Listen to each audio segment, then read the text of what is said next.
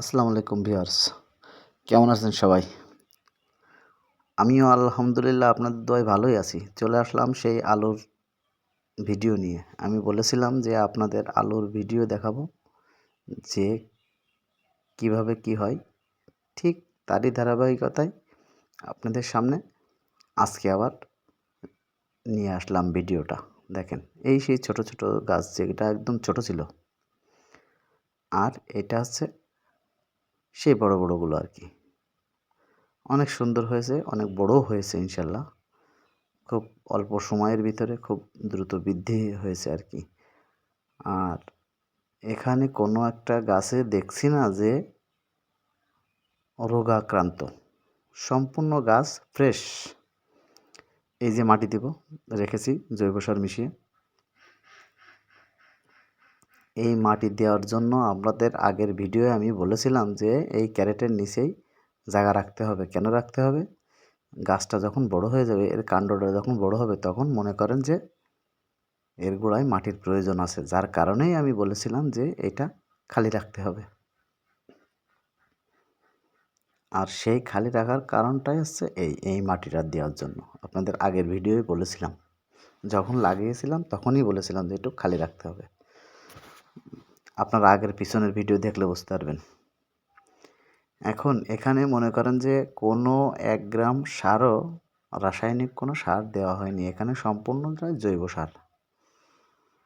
এই যে মাটির সঙ্গে মিশ্রণ করা, এই যে সুন্দর করে মিশ্রণ করে এখন এটা দেওয়া হচ্ছে আর কি। ক্যারেটে সুন্দর করে ভাগ ভাগ করে দেওয়া হচ্ছে এবং হাত দিয়ে গোড়ায় সুন্দর করে বিছিয়ে দেওয়া হচ্ছে, যে যাতে সমানভাবে সব জায়গায় যায়।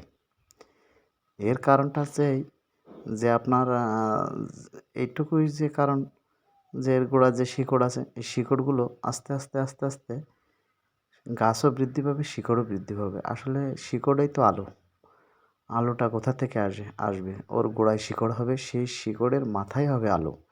তো সেই শিকড়ের ওপরে যদি মাটি না পায়, তাহলে তো সেই শিকড় ভালো থাকবে না।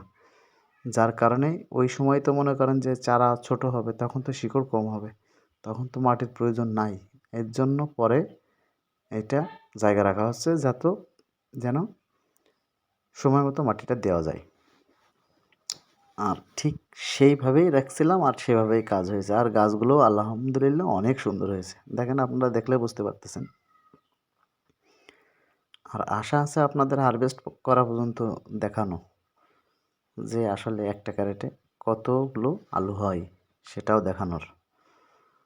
দেখেন কত সুন্দর সুন্দর গাছ হয়েছে, 1 হাত করে লম্বা হয়ে গেছে গাছ।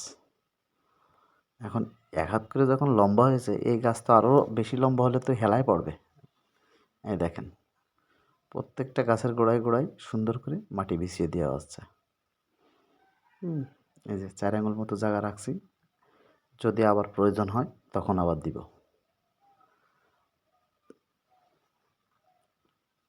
আর নিয়মিত একটু পানি দিতে হবে। দেখেন প্রায় 1 হাত হয়ে গেছে গাছ, দেখছেন? 1 হাত হয়ে গেছে গাছ হিসাব করলে। যাই হোক, আসলে অত কিছু বোঝানো, বেশি কিছু বোঝানো লাগে না, যেহেতু আপনারা সবই বোঝেন। এই দেখেন, আর এই সবজি খাওয়ার মতো প্রায় হয়ে গেছে। আর সপ্তাহখানেক পরেই মনে করেন যে এখান থেকে কিছু কিছু সবজি হারভেস্ট করে নিয়ে খাওয়ার উপযোগী হবে আর কি, এক কথায়।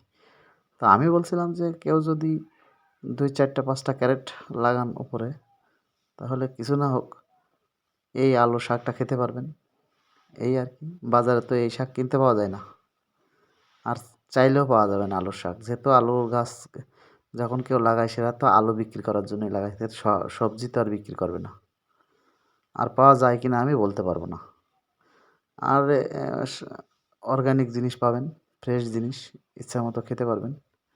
যার কারণে এই ভিডিওটা দেওয়া আর কি। আর ভালো লাগলে অবশ্যই লাইক কমেন্ট করে পাশে থাকবেন, আর সাবস্ক্রাইব করে দেবেন, এই আর কি।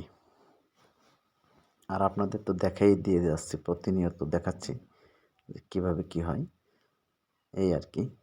আর নেক্সট টাইমে আলু ক্ষেত মাঠে যে আলু লাগাই, এখানেও যে আপনাদের দেখাবো যে আলু আসলে কীভাবে রোপণ করছে আর কীভাবে কী হচ্ছে সেটাও দেখাবো। নেক্সটে পরের ভিডিওটা নিয়ে আসবো আর কি।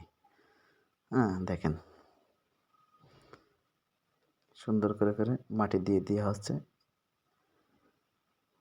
যাতে এটা সুন্দরভাবে থাকে। তো আর বেশি বড় করব না, সবাই ভালো থাকবেন। সবাইকে আসসালামু আলাইকুম।